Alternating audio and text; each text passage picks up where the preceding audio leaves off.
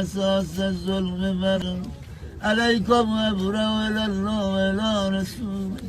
ممن اسس اساس ذلك وبنى عليه بنيانا وجرى في ظلمه وجوره عليكم وعلى اشيائكم برئت الى الله واليكم منهم واتقرب الى الله ثم عليكم بموالاتكم وموالاة وليكم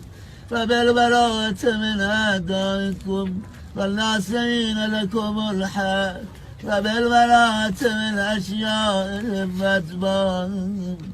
عندي سلب لمن صالبكم وحرب لمن هاربكم وبلي لمن والاكم وعدو لمن عاداكم با محبین تو خوب بوداکم با دشمن